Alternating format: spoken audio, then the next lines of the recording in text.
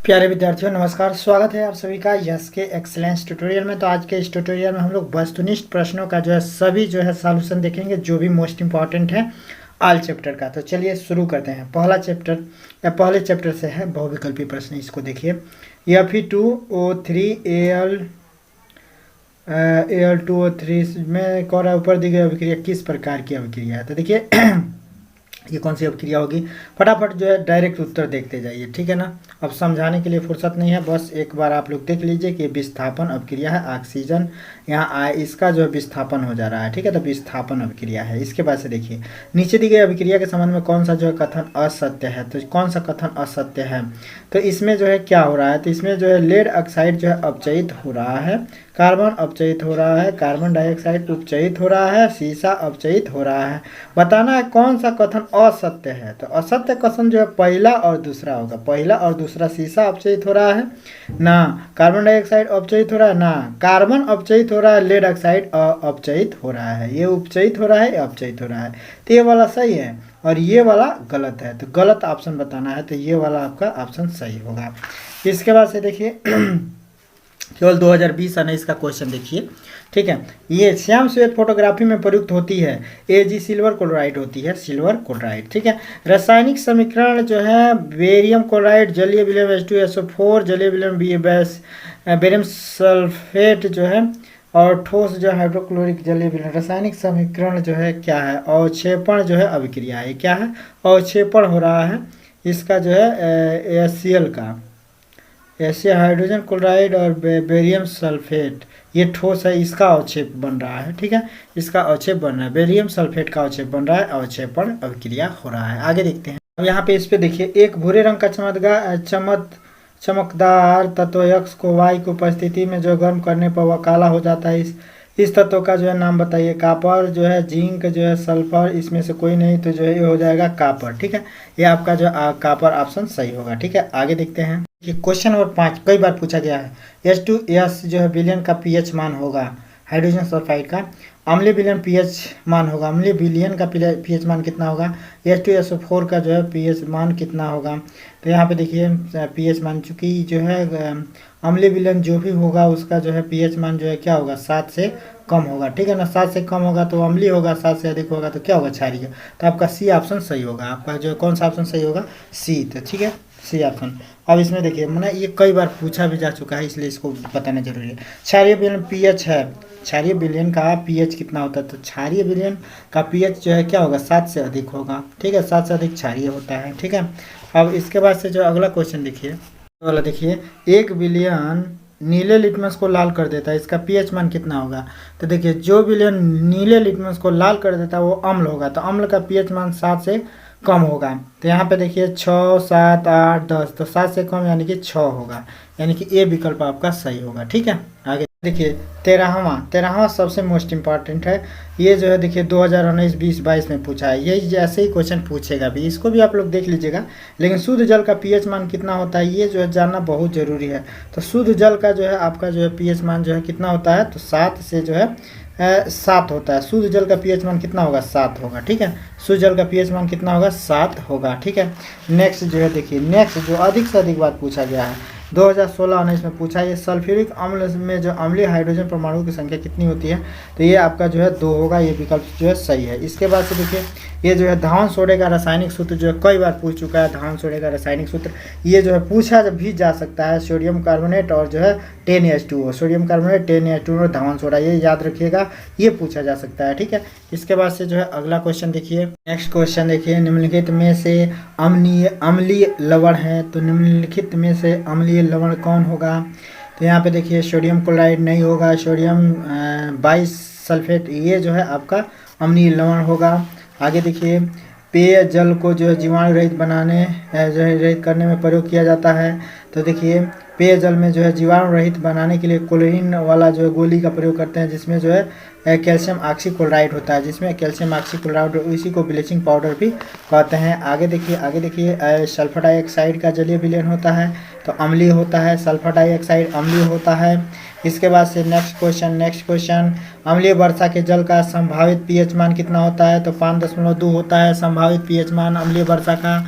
Next question, ये नहीं पूछेगा, ये नहीं पूछेगा। ये देखिए धावन सोडे का रासायनिक जो है नाम क्या होता है, ये पूछा जा सकता है। तो धावन सोडे का सोडियम बाइकार्बोनेट होता है, धावन सोडा सोडियम बाइकार्बोनेट, धावन सोडा सोडियम बाइकार्बोनेट होता है। मीठे सोडे का अणुसूत्र क्या होता है, तो मीठे सोडे यह भी जो है सोडियम बाइकार्बोनेट होता है। मीठा सोडा का सोडियम बाइकार्बोनेट होता है, मीठा सोडा। ठीक है, इसके बाद से जो है नेक्स्ट क्वेश्चन देखिए आपका जो है तीसरा चैप्टर है। तीसरा चैप्टर में देखिए आघात वर्धनीयता प्रदर्शित करता है। आघात वर्धनीयता क्या प्रदर्शित करता है, तो इसमें तांबा होगा। इसको देखिए धातु है, तो धातु कौन सा होगा, लिथियम होगा। इसके बाद से जो है नेक्स्ट क्वेश्चन देखिए, नेक्स्ट क्वेश्चन जो है 2022 में पूछा है ठंडे तनु अम्ल से हाइड्रोजन गैस बनता है, तो क्या बनता है, देख लीजिए जिंक बनता है। इसको देख लीजिए। इसके बाद से जो है ये जो है अब इसमें कोई खास इंपॉर्टेंट नहीं। इसको देखिए 13 नंबर का, कोई निम्नलिखित में से कौन सी धातु अम्ल से हाइड्रोजन विस्थापित करती है, तो अम्ल से हाइड्रोजन कौन विस्थापित करेगी, मैग्नीशियम जिंक, यही होगा। पहला ऑप्शन आपका सही होगा, मैग्नीशियम जिंक अम्ल से हाइड्रोजन अलग करता है, मैग्नीशियम जिंक जो है मोस्ट इंपॉर्टेंट है। इसके अलावा जो है आपका कोई जो है खास मोस्ट इंपॉर्टेंट जो है क्वेश्चन नहीं दिख पा रहा है। ठीक है, आगे बढ़ते हैं, आगे बढ़ते हैं। यहाँ पे देख लीजिए थोड़ा सा, कैल्शियम जो है फास्फेट का सूत्र जो है क्या होता है, तो कैल्शियम फास्फेट का जो है CaCO3 इसको जो है देख लीजिएगा, Ca3 कैल्शियम, और पोटास होता है PO4 ट्वाइस होता है, PO4 ट्वाइस। ठीक है, तो इसको जो है देख लीजिए। आगे देखते हैं, ये वाला क्वेश्चन मोस्ट इंपॉर्टेंट है। चौथा चैप्टर है आपका, कार्बन परमाणु की संयोजकता कितनी होती है, तो कार्बन की परमाणु की संयोजकता 4 होती है। ठीक है, नेक्स्ट जो है देख सकते हैं आप लोग।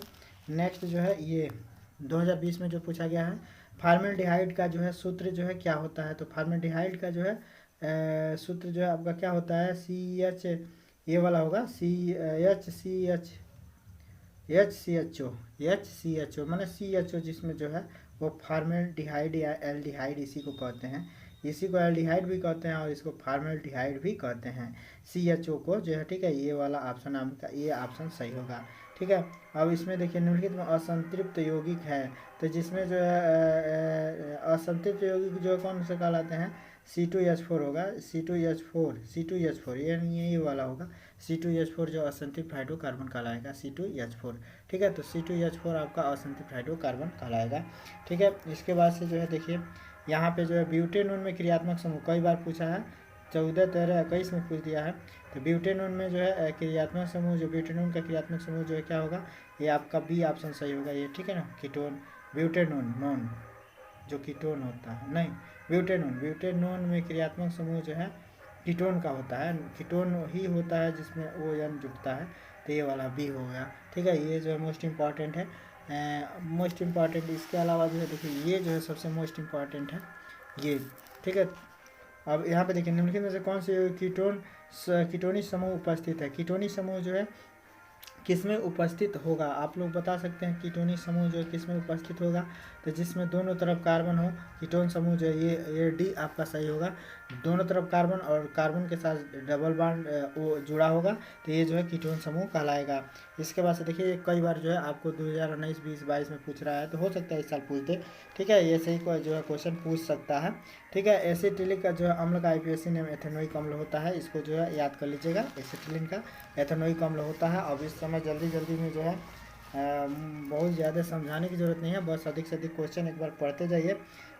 इसके बाद से यहाँ पे देखिए प्रोपेनाल है, तो जो है OH जिसमें है वो प्रोपेनाल होगा। ठीक है, तो प्रोपेनाल हो गया। अब इसके बाद से जो है कोई खास जो है इसमें जो है मोस्ट इम्पॉर्टेंट नहीं है। ठीक है, अगर इसमें जो है IUPAC नेम आपको पूरा याद होगा तब जो है कर पाएंगे। ठीक है, जरूर याद कर लीजिएगा। समजातीय श्रेणी क्या होता है, देखिए 17, 18, 19, 20, 22 में जो लगातार पूछा जा रहा है समजातीय श्रेणी के बारे में, तो समजातीय श्रेणी को अच्छे से जो आप लोग पढ़ लीजिएगा। ठीक है, ये वाला क्वेश्चन जरूर देख लीजिए, मेंडलीव का आवर्त नियम क्या है, इसकी व्याख्या कीजिए। मेंडलीव की आवर्त सारणी किस नियम पर आधारित थी, इसको जो है जरूर हर साल पूछता है, तो मेंडलीव की आवर्त सारणी के बारे में देख लीजिएगा। ठीक है, मोस्ट इंपॉर्टेंट बहुविकल्प 8वां देखिए, स्वपोषी पोषण के लिए आवश्यक है, स्वपोषी पोषण हेतु आवश्यक है। तो देखिए कार्बन डाइऑक्साइड, क्लोरोफिल, सूर्य का प्रकाश उपयुक्त सब चीज़ आवश्यक है। ठीक है, ये मोस्ट इंपॉर्टेंट है, इसको जरूर पढ़ो। यहाँ पे देखिए यकृत जो है क्या स्रावित करता है, मोस्ट इंपॉर्टेंट है, पीत रस का जो है स्राव करता है, और जठर रस स्रावित करता है। जठर रस स्रावित कहाँ से होता है, तो अमाशय से होता है, इसको जो है जरूर देख लीजिएगा। ठीक है। जठर रस अमाशय से स्रावित होता है और यकृत से जो है पीत रस का स्राव होता है, ठीक है। मोस्ट इंपॉर्टेंट है, इसको देख लीजिएगा। इसके बाद से यहाँ पे देखिए ये हीमोग्लोबिन महत्वपूर्ण भूमिका निभाता है श्वसन में, हीमोग्लोबिन श्वसन में महत्वपूर्ण भूमिका निभाता है, ठीक है। आगे देखते हैं, मोस्ट इंपॉर्टेंट ये है, यहाँ पे देखिए पादप में जाइलम उत्तरदायी होता है, मोस्ट इंपॉर्टेंट है, जल का वहन। जाइलम जल का वहन करता है, फ्लोएम जल को जो है जड़ से पत्तियों तक पहुंचाने का काम करता है। जाइलम फ्लोएम जो है जरूर पूछता है, इसको जरूर देख लीजिएगा जाइलम और फ्लोएम को। ये देखिए 2020-19 में लगातार मनुष्य में वृक्क एक तंत्र का भाग है जो संबंधित है उत्सर्जन से, ठीक है। ये जो है मोस्ट इंपॉर्टेंट है और इससे जो है ज़्यादा मोस्ट इंपॉर्टेंट पादपों में जाइलम का कार्य। देखिए जाइलम फ्लोएम जरूर पूछता है, जाइलम फ्लोएम जरूर याद कर लीजिएगा। जाइलम जल का जो है संवहन करता है, फ्लोएम जो है क्या करता है, जाइलम देखिए वही तो है, जाइलम फ्लोएम, अच्छा जाइलम ये भी जाइलम है। तो जाइलम का क्या कार्य है, जल का जो है संवहन करना। जाइलम का मुख्य काम क्या है, जल का संवहन करना, यही तो होगा, ठीक है। फ्लोएम के बारे में देखिए, फ्लोएम द्वारा भोजन का स्थानांतरण होता है सुक्रोज के रूप में, भोजन का स्थानांतरण सुक्रोज के रूप में होता है, ठीक है। इसके बाद से जो है पाचन तंत्र और आहार नाल एक ही होता है, तो ये पाचन तंत्र का चित्र बनाना अच्छे से प्रैक्टिस कर लीजिएगा, जरूर पूछेगा, ठीक है ना। ये वाला मोस्ट इंपॉर्टेंट है, इसको देख लीजिएगा। निम्न में से कौन मानव में मादा जनन तंत्र का भाग नहीं है, तो मादा जनन तंत्र का जो है भाग कौन सा नहीं है, शुक्रवाहिनियाँ, ये पुरुष में पाए जाते हैं शुक्रवाहिनियाँ, ठीक है। मादा जनन में गर्भाशय होता ही है, डिम्ब वाहिनी होती है, अंडाशय होता है, लेकिन शुक्रवाहिनियाँ जो है पुरुष में होता है, ठीक है। मोस्ट इंपॉर्टेंट है, इसको देख लीजिएगा। इसके बाद से मुकुलन कहाँ पाया जाता है, हाइड्रा में, ये जो है मोस्ट इम्पॉर्टेंट है, मुकुलन कहाँ पाया जाता है, हाइड्रा में, इसको जो है जरूर याद कर लीजिए, मुकुलन हाइड्रा में पाया जाता है। आगे देखते हैं, इसके बाद से 11 नंबर समजात अंग का उदाहरण है उपयुक्त सभी। हाथ, हमारा हाथ तथा कुत्ते का अग्रपात, हमारे दांत तथा हाथी के दांत, आलू तथा घास, ये सब जो है तो उपयुक्त सभी जो है याद रखिए, ठीक है। एनसीईआरटी का ये भी है। विकासीय दृष्टिकोण से हमारी किससे अधिक समानता है, तो चिंपैंजी से, ठीक है। ये भी देख लीजिए, निम्न में से कौन सा जीन प्रभाव शुद्ध गोल बीजों को प्रकट करता है, तो RR, ठीक है, RR याद रखिए, ठीक है। और इसके बाद से जो है मैंडेन का मटर में बौने पौधे का जीन प्रारूप होता है, बौना क्या होता है, TT, ठीक है, डबल T मैंने छोटा का T जो है क्या होता है, बौना होता है, कैपिटल T जो है लंबे होते हैं, ठीक है। अगला क्वेश्चन, इसके बाद से ये मेंडल के अनुवांशिकता नियम क्या है, ये वाला जरूर देख लीजिए। मेंडल के नियमों का जो है एक एक उदाहरण सहित व्याख्या कीजिए, हर साल मेंडल में से पूछता है, देह उत्तरीय में 6 नंबर में, इसको जरूर देखिएगा। इसको देखिए, ये जो है बहुत मोस्ट इंपॉर्टेंट है, 16, 19, 20 में जो है बहुत ज़्यादा पूछा है। वो एक उत्तल दर्पण की फोकस दूरी 10 सेंटीमीटर, दर्पण की वक्रता त्रिज्या क्या हो जाएगी, दुना हो जाएगी, 20 सेंटीमीटर, ठीक है। इसको जो है जरूर देख लीजिएगा और समझ लीजिएगा। उत्तल लेंस द्वारा किसी वस्तु का वास्तविक उल्टा बड़ा प्रतिबिंब बनने के लिए वस्तु को रखना चाहिए, कहाँ पे रखना चाहिए, तो ये जो है C आपका जो है ऑप्शन सही है, F तथा 2F के बीच में, ठीक है। इसको जो है अच्छे से समझ लीजिएगा, F तथा 2F के बीच में, ठीक है। और कोई खास मोस्ट इंपॉर्टेंट इसमें नहीं दिख रहा है, इसको देख लीजिए। निर्वात में प्रकाश की चाल इतना मीटर पर सेकंड है, तो जो है कांच में जो है कांच की जिसका अपना तो प्रकाश की चाल होगी, इसको जो है अच्छे से जो है देख लीजिए। ये जो है 2 × 10 8 मीटर पर सेकेंड है, ठीक है ना, 2 × 10 पर 8 मीटर प्रति सेकेंड है, ठीक है। ये जो है याद रखिए, कहीं पूछ सकता है, इसको जरूर देख लीजिए। सामान्य स्वस्थ आँख के लिए दूर बिंदु कितना होता है, अनंत पर, और निकट बिंदु कितना होता है, 25 सेंटीमीटर पर, इसको याद रखिएगा, ठीक है ना। सेंटीमीटर में 25 सेंटीमीटर और मीटर में कहेगा तो 0.25 मीटर, ठीक है, ये याद रखिएगा। और देखिए स्वस्थ आँख के लिए स्पष्ट दृष्टि की न्यूनतम दूरी कितनी होनी चाहिए, तो न्यूनतम दूरी जो है 25 सेंटीमीटर होना चाहिए स्वस्थ आँख के लिए, ठीक है। न्यूनतम दूरी कितना होना चाहिए, 25 सेंटीमीटर, ठीक है। यहाँ पे देखिए दिया हुआ है 25 सेमी पर, ठीक है, इसको याद रखिएगा, ठीक है। आगे देखते हैं, और यहाँ पे देखिए निकट दृष्टि दोष से पीड़ित एक व्यक्ति को यह दोष दूर करने के लिए किस लेंस या दर्पण का उपयोग करना चाहिए, निकट दृष्टि दोष के निवारण के लिए चश्मे का प्रयोग करना चाहिए। देखिए निकट अवतल, निकट निकट आ रहा है तो अवतल, दूर तो दूर को दूर दूर दृष्टि दोष को दूर करने के दूर उत्तल, दूर उ आ रहा है तो उत्तल, ठीक है। तो ये याद रखिएगा, दूर दृष्टि दोष को दूर करने के लिए उत्तल और निकट दृष्टि दोष को दूर करने के लिए अवतल लेंस का प्रयोग करते हैं, ये याद रखिएगा, ठीक है। इसके बाद से आप लोग इसको भी याद रखिएगा, कांच का अपवर्तनांक अधिकतम होता है बैंगनी रंग में, और प्रकाश का वेग निम्न में से किस माध्यम में सबसे अधिक होगा, निर्वात में, और चंद्रमा से देखने पर आकाश कैसा दिखता है, काला, ठीक है, मोस्ट इंपॉर्टेंट है। अब इधर देखिए, किसी चालक में धारा प्रवाह होता है इलेक्ट्रॉनों के द्वारा होता है, प्रतिरोध का मात्रक ओम होता है, याद रखिएगा, ठीक है। विद्युत धारा का मात्रक क्या होता है, तो एम्पियर होता है, ये याद रखिएगा, ठीक है। अब इसको जो है देख लीजिए, 1 किलोवाट घंटा में जूल की संख्या कितनी होती है, तो 3.6 × 10⁻6 जूल, ये याद रखिएगा। और एक औसत शक्ति कितने के बराबर होता है, तो 746 वाट के बराबर होता है, ये याद रखिएगा, मोस्ट इम्पॉर्टेंट है, ठीक है।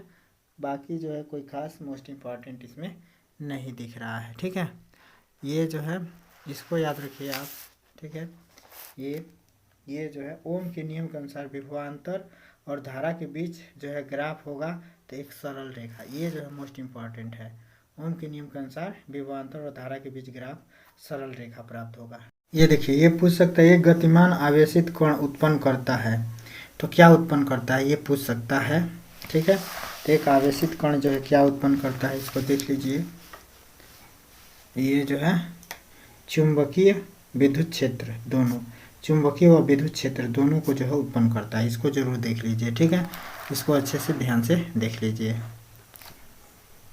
को देखिए, विद्युत धारा उत्पन्न करने की युक्ति है जनित्र, विद्युत धारा उत्पन्न करता है जनरेटर, ठीक है। विद्युत धारा को यांत्रिक ऊर्जा में परिवर्तित करता है मोटर, याद रखिएगा, यांत्रिक ऊर्जा को विद्युत ऊर्जा में जनरेटर, विद्युत ऊर्जा को यांत्रिक ऊर्जा में मोटर, ठीक है, ये याद रखिएगा। इसमें विद्युत मोटर जरूर तैयार कर लीजिएगा, विद्युत मोटर का नोट भी हम भेजे हैं सुबह, तो इसको जरूर तैयार कर लीजिएगा, ठीक है। इसको देख लीजिए, जीवाश्म ऊर्जा का स्रोत है कोयला पेट्रोलियम, ठीक है, जीवाश्म ऊर्जा का स्रोत है कोयला और पेट्रोलियम। इनमें कौन सा जैव मात्रा ऊर्जा स्रोत उदाहरण नहीं है, नाभिकीय ऊर्जा, ये पूछ सकता है, जिनमें ऊर्जा स्रोत ये जो है नाभिकीय ऊर्जा पढ़ लीजिए। गर्म जल प्राप्त करने के लिए सौर ताप का उपयोग किया जाता है बादलों वाले दिन, ठीक है। तो बस ये इतना जरूर तैयार कर लीजिएगा, बादलों वाले दिन, ठीक है। ये वाला क्वेश्चन देख लीजिए, निम्न में से कौन आहार श्रृंखला का निर्माण करते हैं, तो घास बकरी मानव, ठीक है, घास बकरी मानव आहार श्रृंखला का निर्माण करते हैं, ठीक है। मोस्ट इम्पॉर्टेंट बस यही एक क्वेश्चन पूछने का होगा तो पूछ देगा दोस्तों। तो बस ये जो है सबका जो है आपको बहुविकल्पीय प्रश्न दिखा दिया गया है, इतना मोस्ट इम्पॉर्टेंट बहुविकल्पीय है, इसको देख के जरूर जाइए, और इतना में से जरूर आपको मिल जाएगा यूपी बोर्ड एग्जाम में। तो फिर मिलते हैं अगले वीडियो के साथ, तब तक के लिए जय हिंद।